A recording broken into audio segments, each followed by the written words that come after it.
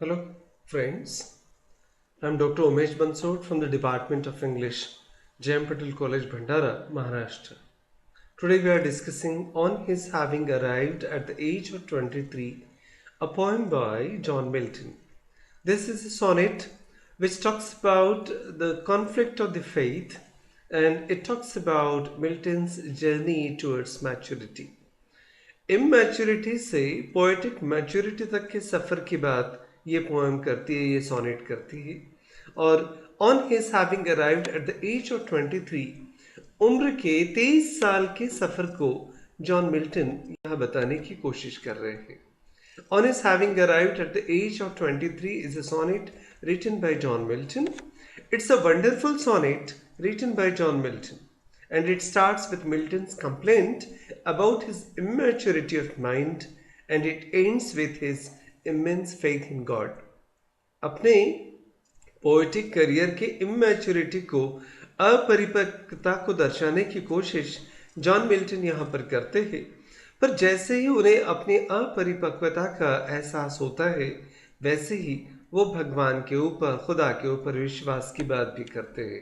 तो एक religious conflict की, एक फेथ के कॉन्फ्लिक्ट की बात यहाँ पर जॉन मिल्टन करते हैं।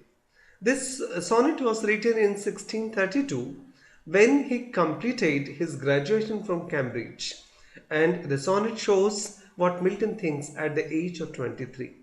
जब ये सोनेट 1632 में लिखा गया था, तो उस समय जॉन मिल्टन ने कैम्ब्रिज यूनिवर्सिटी से अपना ग्रेजुएशन कंप्लीट किया था। ये उम्र का वही दौर है जब जॉन मिल्टन ने कविता को समझना, कविता को परखना और कविता को लिखना शुरू किया था।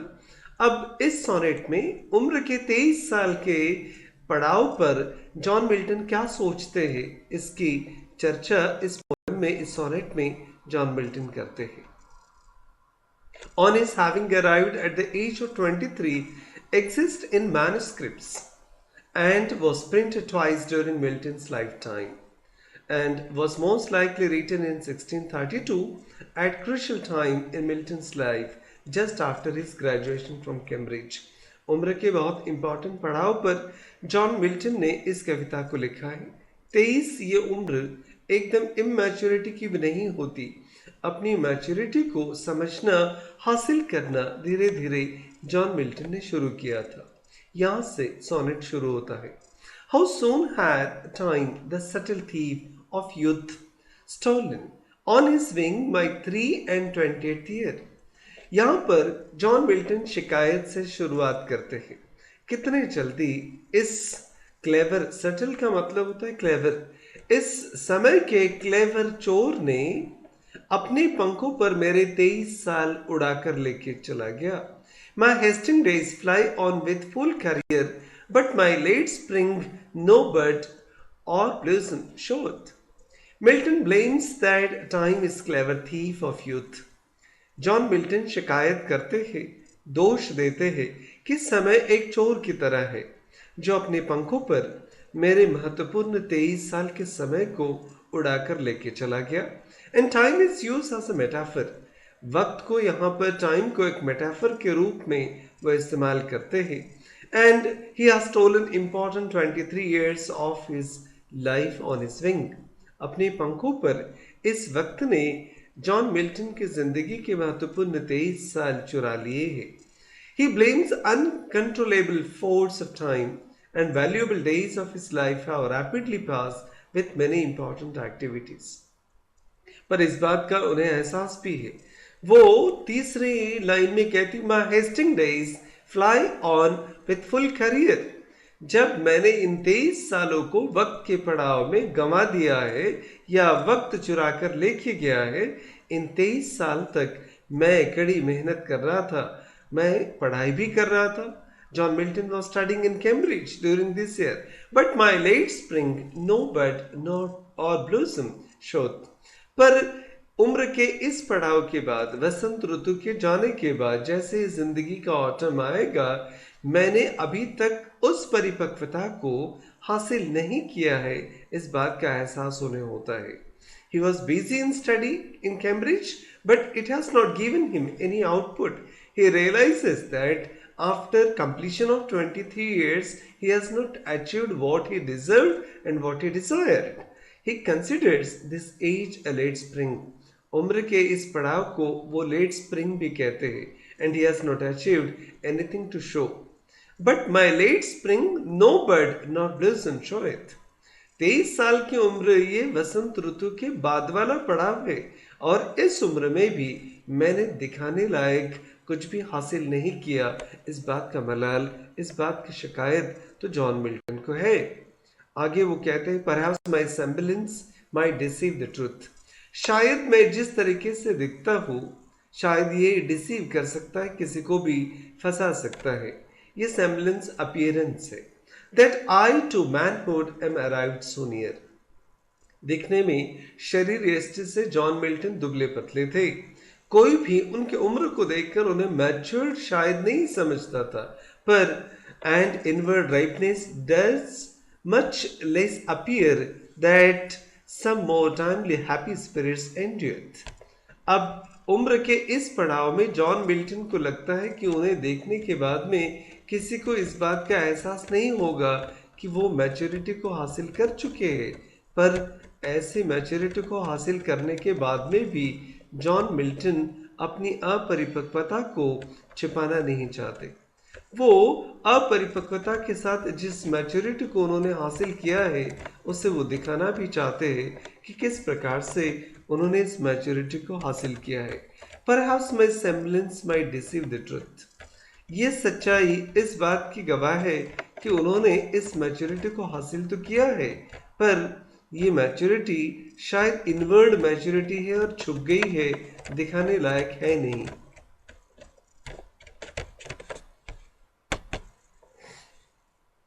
And inward ripeness does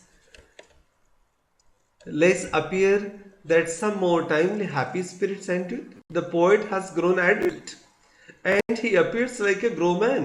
दिखने में तो adult लगते हैं. And he has reached very close to manhood. एक अपनी परिपक्वता का एहसास भी वो दिलाना चाहते हैं कि मैंने अब मैनहुड को, एडल्टनेस को अचीव किया है. But he find that he has not yet achieved maturity. पर अभी भी इस बात का एहसास उन्हें है कि अंदरूनी जो मैच्योरिटी है, बाहर से तो कोई भी व्यक्ति मैच्योर दिख सकता है, पर इनर मैच्योरिटी का क्या? ये मैच्योरिटी, ये परिपक्वता अभी तक उन्होंने हासिल नहीं की है. He does not look like a matured man and his appearance may deceive. उनका अपीयरेंस शायद फंसा सकता है, शायद छल कपट कर सकता है, क्योंकि अभी तक उन्होंने अंदरूनी मैच्योरिटी को हासिल नहीं किया है. People used to call him Christ lady. लोग जॉन मिल्टन की बाहरी दिखावट को देखने के बाद में, उनके फिजिकल अपीयरेंस को देखने के बाद में उन्हें क्राइस्ट लेडी कहते थे. As he was looking thin, दुबले पतले दिखते थे. And his outward appearance does not show maturity. बाहर का उनका दिखावा देखने के बाद में वो मैच्योर्ड हो गए हैं, ऐसा लगता नहीं था. अब ये द्वंद्व, ये कंफ्यूजन जॉन मिल्टन के मन में तो चल रहा है. क्या बाहर से परिपक्व दिखना जरूरी है कि अंदर की परिपक्वता भी जरूरी है? But inward he is now matured person. अब उस बात का एहसास उन्हें हो चला है कि समय के साथ साथ वो भीतर से भी मैच्योर्ड, परिपक्व हो चले हैं. But inward maturity does not appear from outside. अपनी परिपक्वता का एहसास बाहरी दिखावे से नहीं किया जा सकता. Some looks like matured, therefore they are happy. अब कुछ लोग ऐसे हैं जो बाहर से मैच्योर्ड लगते हैं और इसलिए खुश हो जाते हैं. So rest of the people should admit that he is mature inward. इसलिए वो आह्वान करते हैं कि लोगों ने इस बात को अब एक्सेप्ट कर लेना चाहिए कि जॉन मिल्टन अंदर से परिपक्व हो चुके हैं. बाहरी दिखावे पर या बाहरी आडंबर के ऊपर विश्वास करना जरूरी नहीं है, इस प्रकार का एक एहसास तो जॉन मिल्टन यहाँ पर कराना चाहते हैं। Perhaps my semblance might deceive, शायद मेरा बाहरी दिखावा अपरिपक्वता से भरा हो, शायद फंसा सकता है, पर इनवर्डली मैं परिपक्व हो चुका हूँ, इस बात का एहसास जॉन मिल्टन कराना चाहते हैं। जॉन मिल्टन जब कैम्ब्रिज में पढ़ रहे थे तो इस बात का एहसास उन्हें था कि किस प्रकार से उन्हें मैच्योरिटी हासिल करनी है। आगे वो कहते हैं, यहाँ पर उनका ऑक्टेव खत्म हो जाता है और आखिरी सेस्टेट में वो क्या कहते हैं इस बात को भी हम डिस्कस करेंगे। येट बी इट लेस और मोर, शायद कम हो या ज्यादा हो, और सोन और स्लो, शायद पहले आ जाए या स्लोली स्लोली बाद में आ जाए, it shall be still in the strictest measure even to the same lot, however mean or high, toward which the time leads me and the will of heaven. Maturity और rightness, परिपक्वता, appear में look और less, शायद थोड़ी कम या ज्यादा दिखाई दे। Maturity में अपीयर सून और स्लो, ये परिपक्वता कभी पहले आती है या बाद में आती है। शायद even then also my maturity will be according to my luck, पर एक बात का एहसास वो बाद में कराते हैं कि इस प्रकार की परिपक्वता शायद किस्मत से ही मिलेगी। And it may be mean और हाई, ये शायद कौन से लेवल पे होगी ये मैं बता नहीं सकता, पर it will happen as per the will of the heaven. अपने सारे कंफ्यूजन को, सारे मन की द्विधा मनस्थिति को वो भगवान के ऊपर डाल देते हैं। वो कहते हैं कि जब तक स्वर्ग की इच्छा नहीं होगी ये परिपक्वता दिखाई नहीं देगी। अब स्वर्ग जब चाहेगा, भगवान जब चाहेंगे, तभी ये परिपक्वता मैं हासिल कर सकता हूँ।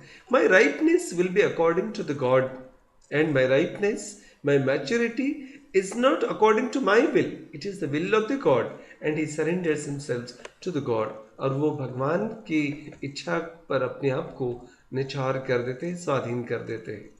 आखिरी दो लाइंस में मिल्टन कहते हैं, all is, if I grace to use it so, as ever in my great task, master's high, my rightness or knowledge will be according to the will of God. हमारी परिपक्वता, हमारी maturity, ये भगवान की इच्छा पर निर्भर है। And God will decide my destiny, भगवान ही नियति को तय करेंगे। He surrenders his coming achievement to the God. आने वाली जो भी परिपक्वता है वो कम हो सकती है, ज्यादा हो सकती है, बहुत ऊंचाई की हो सकती है, निचले स्तर की हो सकती है। मैं इन सारे अचीवमेंट्स को भगवान को स्वाधीन कर देता हूँ। The main theme is the crisis of his faith. इस कविता का, इस सोनेट का जो मुख्य थीम है, वो थीम ही रिलीजियस और फेथ के कॉन्फ्लिक्ट को दर्शाता है। He studies but he wants to write poems. पढ़ाई तो कर रहे हैं कैम्ब्रिज में, पर मैच्योरिटी के साथ वो पोएम भी लिखना चाहते हैं। His doubts leads him towards new discovery. उनके भीतर जो भी कंफ्यूजन्स है, जो भी असंभव चीज़ों को हासिल करने की संभावनाएं बन रही है, वो सारी नई खोज की तरफ उन्हें ढकेलती है। His believes leads him to the faith in God, और भगवान के ऊपर असीम श्रद्धा और अटूट विश्वास जो है वो उन्हें भगवान की तरफ वापस ले आता है। This sonnet is written in iambic pentameter, having the wonderful idea about his conflict and his faith in God, and in this way John Milton has tried to explain how at the age of 23 he believes and he feels. Let us hope that this discussion will help you to understand this sonnet in a better manner. Thank you very much.